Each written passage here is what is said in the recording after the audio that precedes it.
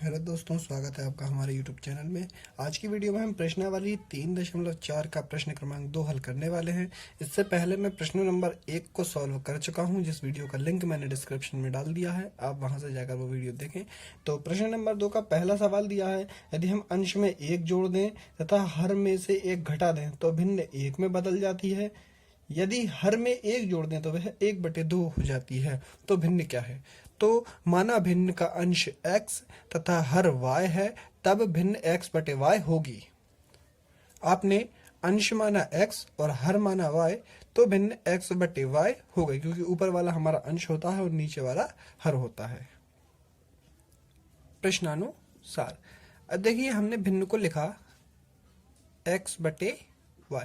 अब हमें क्या करना है कि हमें प्रश्न में दिया हुआ है, यदि हम अंश में 1 जोड़ दें, तो हमने अंश में 1 जोड़ दिया, और हर में से 1 घटा दें तो हमने हर में से 1 घटा दिया, तो भिन्न जो है हमारी 1 में बदल जाती है, तो बराबर 1। इसके बटे में हम 1 लगा सकते हैं। अब हमने किया इसका तिर्यक गुणा, तो 1 का इसमें किया तो x प्लस 1 बराबर 1 का इसमें गुणा किया तो y माइनस 1। अब x और y वाले पद एक तरफ कर लीजिए, और जो x और y वाले पद नहीं है उन्हें एक तरफ कर लीजिए, तो y इस तरफ आकर हो गया हमारा माइनस का, बराबर ये वाला माइनस 1 ऐसा ही, और ये वाला एक पक्षांतर होकर इस तरफ आया तो ये भी हो गया हमारा माइनस में। तो x माइनस वाई बराबर, दोनों माइनस के हैं तो जुड़ गए, तो ये हो गया हमारा -2। ये हो गया हमारा समीकरण 1। पुनः प्रश्नानुसार फिर से हमने भिन्न को लिखा। अब कहता है हमारा प्रश्न कि यदि हम हर में 1 जोड़ दें, तो हमने हर में 1 जोड़ दिया तो वह 1/2 हो जाती है, तो ये हमारी 1/2 हो गई।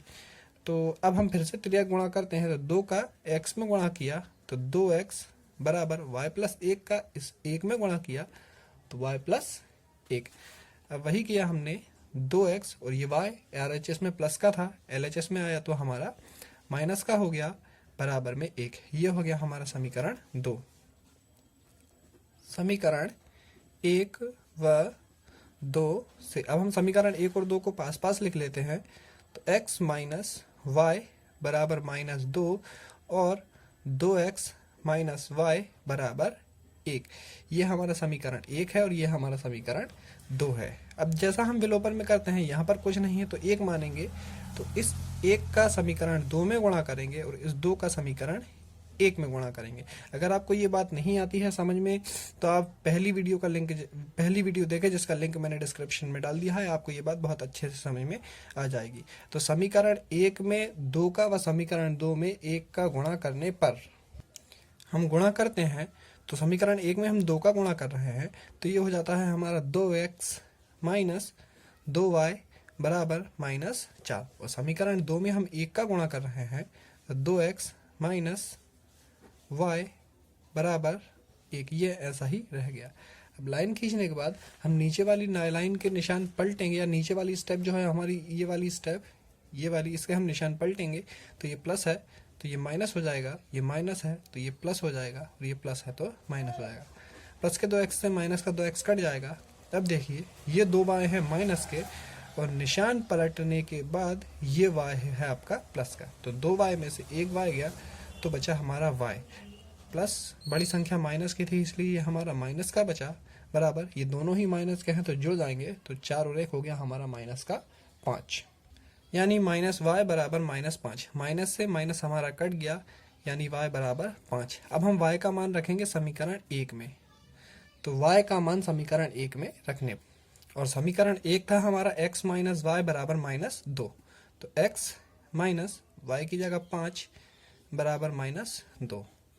x बराबर ये -2 ऐसा ही, जो 5 LHS में माइनस का था, RHS में आएगा तो प्लस का हो जाएगा, तो ये प्लस के 5। x बराबर 5 में से 2 गए तो बचे 3। इस प्रकार x बराबर 3, y बराबर 5। अतः वह भिन्न हमने x बटे y मानी थी, यानी 3/5 है, और यही हमारा आंसर है। दूसरा क्वेश्चन आपको दिया हुआ है 5 वर्ष पूर्व नूरी की आयु सोनू की आयु की 3 गुनी थी। 10 वर्ष पश्चात नूरी की आयु सोनू की आयु की 2 गुनी हो जाएगी। नूरी की और सोनू की आयु कितनी है? इस सवाल को शुरू करने से पहले अगर आप चैनल पर नया हैं तो चैनल को सब्सक्राइब करके बेल आइकन को प्रेस करें। तो हमने लिखा माना नूरी की आयु x वर्ष तथा सोनू की आयु y वर्ष है, यानी नूरी की वर्तमान आयु x वर्ष मान ली और सोनू की वर्तमान आयु y वर्ष मान ली। अब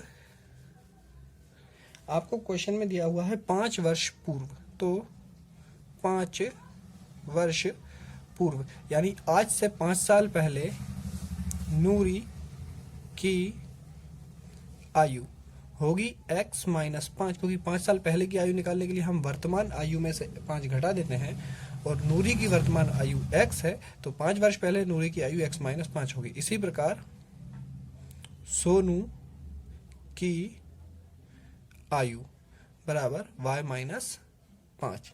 अब प्रश्नानुसार आपको दिया हुआ है कि 5 वर्ष पूर्व नूरी की आयु और ये सोनू की आयु। क्वेश्चन में दिया हुआ है 5 वर्ष पूर्व नूरी की आयु सोनू की आयु की 3 गुनी थी।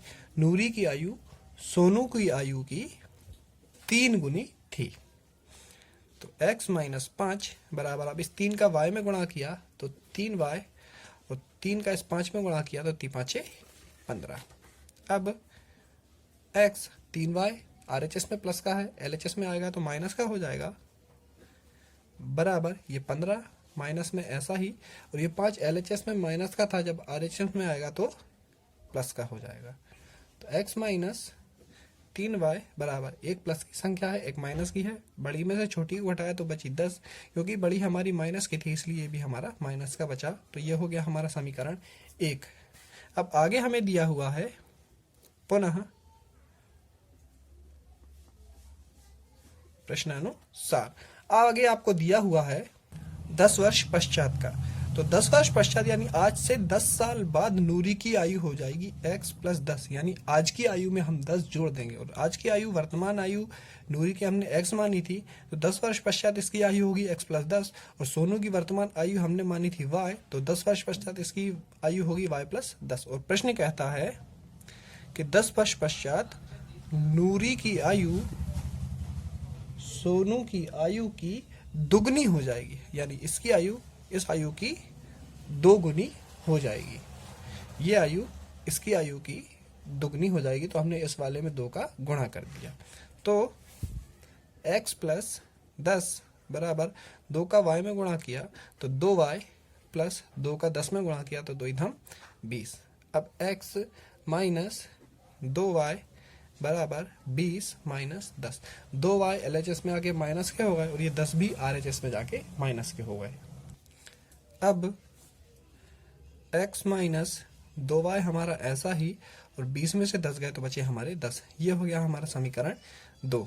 अब समीकरण 1 व 2 से, समीकरण 1 था हमारा x माइनस 3y बराबर माइनस 10, और समीकरण 2 था x माइनस 2y बराबर 10। अब देखिए यहाँ पर x का गुणांक समान है, अगर समान नहीं होता तो हम विलोपन विधि लगाते, लेकिन समान है तो हम इसको यहीं से हल कर देंगे। देखिए ये संख्या प्लस की है तो ये हो गई माइनस की, ये माइनस की है तो ये हो गई प्लस की, और ये प्लस की है तो हो गई माइनस की। नीचे वाली लाइन के हमने निशान पलट दिए, प्लस के x से माइनस का x कट गया। अब माइनस के 3y में से प्लस के 2y गए तो बचा माइनस का y बराबर, ये दोनों ही माइनस के हैं तो दोनों जुड़ जाएंगे, तो 10 और 10 हो गए 20 माइनस के, माइनस से माइनस कट गया यानी y बराबर 20, माइनस से माइनस कट गया यानी y बराबर 20। y का मान निकल कर आ गया जिसको हम रखेंगे समीकरण 1 में। तो y का मान समीकरण 1 में रखने पर, और समीकरण 1 था हमारा x माइनस 3y बराबर माइनस 10, तो x माइनस 3 y की जगह हमने रखा 20 बराबर माइनस 10, तो x माइनस 20 दिया 60 बराबर माइनस 10, तो x बराबर माइनस 10, और ये 60 जो LHS में माइनस के हैं RHS में आएंगे तो प्लस के हो जाएंगे, तो x बराबर 60 में से 10 गए तो बचे 50, यानी x बराबर 50 और y बराबर 10। अतः नूरी की वर्तमान आयु 50 वर्ष और सोनू की वर्तमान आयु 20 वर्ष है। और यही आपका आंसर है। नूरी की वर्तमान आयु x बराबर 50 वर्ष और सोनू की वर्तमान आयु y बराबर 20 वर्ष है। ये आपका आंसर है। तीसरा क्वेश्चन हमें दिया हुआ है, दो अंकों की संख्या के अंकों का योग 9 है। इस संख्या का योग 9 गुना संख्या के अंकों को पलटने से बनी संख्या का 2 गुना है, वह संख्या ज्ञात कीजिए। तो हमने लिखा, माना इकाई का अंक x तथा दहाई का अंक y है,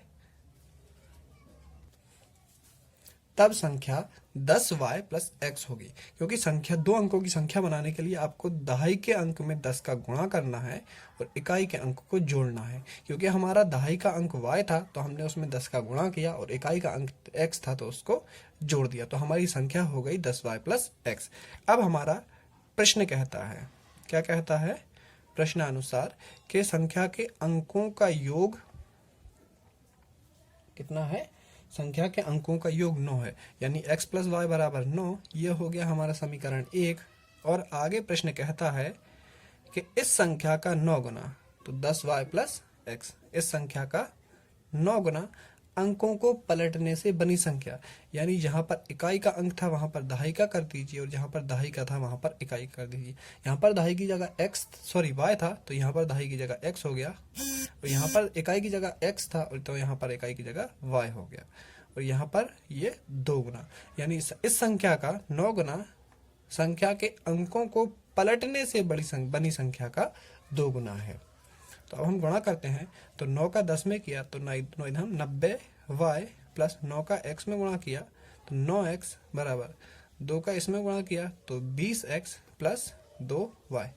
इन सबको पक्षांतर कर दीजिए तो 0 बराबर 20x plus 2y minus 90y minus 9x, यानी 0 बराबर 20x में से 9x जाएंगे तो बचेगा हमारा 11x माइनस 90y में से 2y गए तो बचे हमारे 88y, या 11x माइनस 88y बराबर 0। अब हम देते हैं प्रत्येक पद में 11 का भाग देने पर।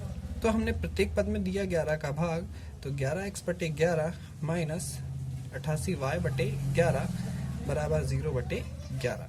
तो 11 से 11 कट गए, यानी x माइनस 11 × 88 8y बराबर 0 बटे 11 हो जाएगा आपका 0। ये हो गया हमारा समीकरण 2। समीकरण 1 व 2 से समीकरण 1 था हमारा x प्लस y बराबर 9 और समीकरण 2 आया हमारा x माइनस 8y बराबर 0। अब देखिए यहाँ पर x का गुणांक समान ही है तो हम सीधा निशान पलटते हैं, तो ये संख्या प्लस की है तो ये हो गई माइनस की, ये माइनस है तो हो गई प्लस की, और ये प्लस या माइनस 0 कुछ भी ले लीजिए, 0 से कोई फर्क नहीं पड़ता। तो प्लस के x से माइनस का x कट गया, प्लस के 8 क्योंकि निशान पलटने के बाद ये प्लस के हो चुके हैं, 8 और 1 होगा हमारे 9y बराबर 9, 9y बराबर 9, यानी y बराबर 9 बटे 9। y 9 गुणा में था, इधर आया तो बटे में हो गया, 9 एकम 9 यानी y बराबर 1। अब y का मान समीकरण 1 में रखने पर, समीकरण 1 था हमारा x प्लस वाई बराबर 9, तो x प्लस y की जगह हमने रखा 1 बराबर 9, तो x बराबर 9 माइनस 1 यानी x बराबर 8। ठीक है, यानी x का मान आ गया 8 और y का मान आ गया 1। तब संख्या हमने मानी थी क्वेश्चन में 10y प्लस x, तो मान रख दीजिए बराबर 10, y की जगह रखा 1 प्लस x की जगह रखा हमने 8, तो 10 एकम 10 प्लस 8, 10 और 8 18, अतः वह संख्या 18 है।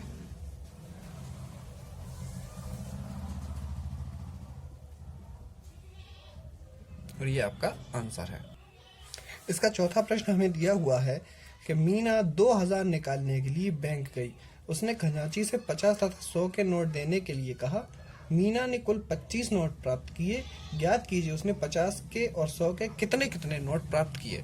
तो हमने लिखा, माना 50 के नोटों की संख्या x तथा 100 के नोटों की संख्या y है। तो देखिए खजांची ने उसे कुल 25 नोट दिए, यानी x के नोटों की संख्या प्लस y के नोटों की संख्या बराबर 25। कुल नोटों की संख्या 25 है, और अगर नोटों की संख्या और कीमत दी हो तो हम उसकी टोटल कीमत निकाल सकते हैं। मान लीजिए आपके 50 के 3 नोट हैं, तो 50 गुणा 3 है, उसकी कीमत हो जाएगी आपकी 150 रुपये। तो इस तरीके से हम नोटों की कीमत का उसकी संख्या में गुणा करके टोटल मूल्य निकाल सकते हैं। तो जैसा हमें दिया हुआ है 50 के x नोट, तो 50x 50 के नोटों की कीमत हो गई, प्लस 100 के y नोट, तो 100y, ये 100 के नोटों की कीमत हो गई। तो टोटल रुपए आपको दिए हुए हैं 2000, तो बराबर में 2000। ये हो गया हमारा समीकरण 1 और ये हो गया हमारा समीकरण 2। अब जैसा हम विलोपन विधि में करते हैं, यहाँ पर हमारा कुछ नहीं है तो हम 1 मानेंगे, और समीकरण 1 में करेंगे हम इस 50 का गुणा, और समीकरण 2 में करेंगे हम इस 1 का गुणा। तो समीकरण 1 में 50 का व समीकरण 2 में 1 का गुणा करने पर हम गुणा करते हैं, तो इस समीकरण में हम 50 का गुणा कर रहे हैं, तो 50x प्लस 50y बराबर 25 पंजे 125 और 0 की 0, 1250। और इस समीकरण में कर रहे हैं हम 1 का गुणा, तो 50x प्लस 100y बराबर 2000। लाइन खींचिए और नीचे वाली जो स्टेप या लाइन है उसके निशान पलट दीजिए। तो 50 प्लस के हैं तो माइनस, 100 भी प्लस के हैं तो माइनस, और 2000 भी प्लस के हैं तो माइनस। प्लस के 50x से माइनस का 50x हमारा कट गया, तो ये बचा हमारा। अब देखिए 50y प्लस के हैं और 100y माइनस के हैं निशान पलटने के बाद। तो 100y में से 50 y गए तो बचा 50y, और बड़ी संख्या माइनस की थी इसलिए ये भी बचा हमारा माइनस। 2000 में से 1250 गए तो बचे हमारे 750, बड़ी संख्या माइनस की है इसलिए ये भी हमारा बचा माइनस का। तो y बराबर माइनस 750 बटे माइनस 50। माइनस से माइनस कट गया और 0 से 0 कट गई। 5 एकम 5, 2 बचे और 5 पंजे 25, यानी y बराबर आ गया हमारा 15। अब y का मान समीकरण 1 में रखने, और समीकरण 1 था आपका x प्लस वाई बराबर 25, तो x प्लस y का मान 15 बराबर 25। x बराबर 25 माइनस 15, यानी x बराबर 10। अतः 50 के नोटों की संख्या x बराबर 10 व 100 के नोटों की संख्या y बराबर 15 है, और ये आपका आंसर है। अगर आपको वीडियो पसंद आई हो तो वीडियो को लाइक करें, कमेंट करें, शेयर करें, और चैनल को सब्सक्राइब करके बेल आइकन को प्रेस करें।